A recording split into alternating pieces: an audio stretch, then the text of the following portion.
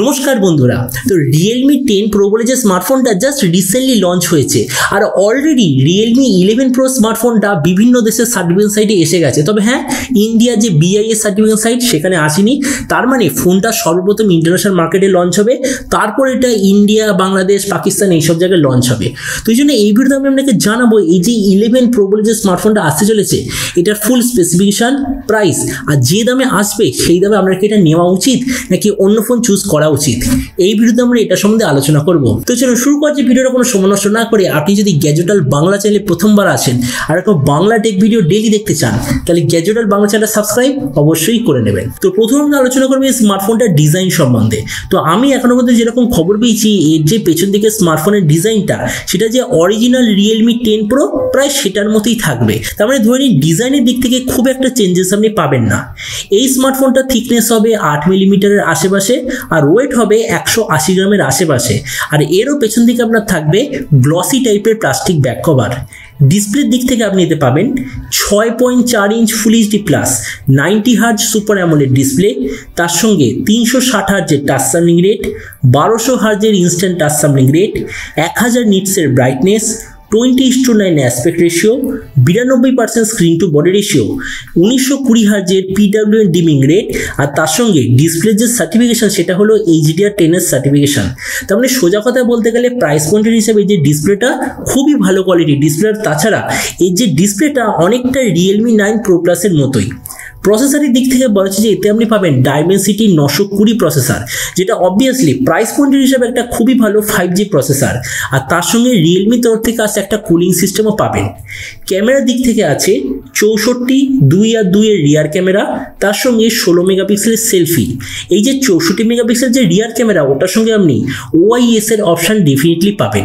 এই যে স্মার্টফোনটা শুধুমাত্র দুটো ভেরিয়েন্টে লঞ্চ হবে, একটা হলো 6 128GB, দ্বিতীয়টা হলো 8 128GB। র্যামের কোয়ালিটিটা হলো LPDDR4X, মেমোরি কোয়ালিটিটা হলো UFS 2.2, আর তার সঙ্গে আপনি পাবেন 2+1 কার্ড স্লট। তার মানে হলো দুটো সিম কার্ড একটা SD কার্ড আপনি সেম টাইমে ব্যবহার করতে পারবেন। ব্যাটারির দিক থেকে থাকবে 5000 mAh ব্যাটারি, 44 ওয়াটের চার্জার, আর কানেক্টিভিটি হলো USB Type-C। তো এবারে স্মার্টফোনের বাকি কিছু ফিচার যেতে আপনি পাবেন Android 13 out of the box, under display fingerprint sensor, 3.5mm jack, আর ডুয়াল স্টেরিও স্পিকার অবশ্যই আপনি নিতে পাবেন। তো এবার সবচেয়ে মেন জিনিস, কবে লঞ্চ হবে, কি দামে লঞ্চ হবে। তো দেখুন আমি এখনো মধ্যে যেরকম খবর পেয়েছি এই স্মার্টফোনটা অ্যাটলিস্ট আগামী 1-2 মাসের মধ্যে ইন্ডিয়াতেও লঞ্চ ডেফিনেটলি হবে না, বাংলাদেশেও লঞ্চ হবে না, সর্বপ্রথম এটা ইন্টারন্যাশনাল মার্কেটে লঞ্চ হবে। আর ইন্টারন্যাশনাল মার্কেটে লঞ্চ হওয়ার পসিবল টাইম হলো ওই মে-জুন মাসের আশেপাশে, তারপর একটি ইন্ডিয়ান মার্কেটে লঞ্চ হবে।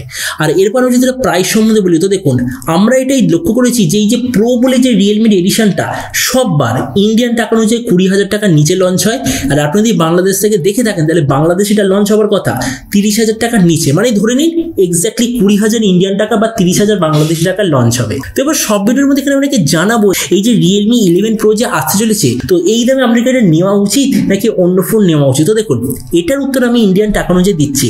তো আমরা যদি এই 20,000 টাকার আশেপাশে এই মুহূর্তে সবচেয়ে ভালো স্মার্টফোন দেখি তাহলে আমি বলবো 4-5 দিন পরে iQOO Z7 বলে একটা ফোন আসতে চলেছে, ওটা অবশ্যই ভাবে 20,000 টাকায় সবচেয়ে বেস্ট অলরাউন্ড স্মার্টফোন হতে চলেছে। তো আমরা যদি iQOO Z7 এর সঙ্গে কম্পেয়ার করি তো দুটো স্মার্টফোনের ডিসপ্লে প্রায় সেম, দুটোতেই আপনি পাবেন Dimensity 920 প্রসেসর, দুটোতেই থাকবে 64 মেগাপিক্সেল OIS সেন্সার, দুটোরই র্যাম রমের কোয়ালিটি কোয়ান্টিটি প্রায় সেম, দুটোতেই থাকবে 5000 mAh ব্যাটারি। কিন্তু যে চার্জারের দিকটা এটা একটু কনফিউশন আছে।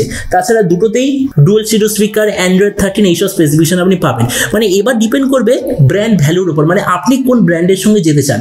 যদি iQOOর সঙ্গে যেতে চান তাহলে iQOO Z7, যদি Realmeর সঙ্গে যেতে চান তাহলে Realme 11 Pro। তো এবার আপনি যে কোন সঙ্গে অবশ্যই জানাবেন যে এই যে Realme 11 Pro বলে যে স্মার্টফোনটা আসতে চলেছে এটা স্পেসিফিকেশন থেকে আপনার কি মনে হয়, আর যে দামে এটা আসছে সেই দামে আপনি কি এটা নিতে চান নাকি অন্য কোনো স্মার্টফোন আপনি নিতে চান, এটা সব নিচে কথা বলতে আমাকে একদমই ভুলবেন না। তো চলুন দেখা হবে আগামীকালের একটা টেক ভিডিওতে। Till then stay tuned and always remember, think positive, be positive. Thank you.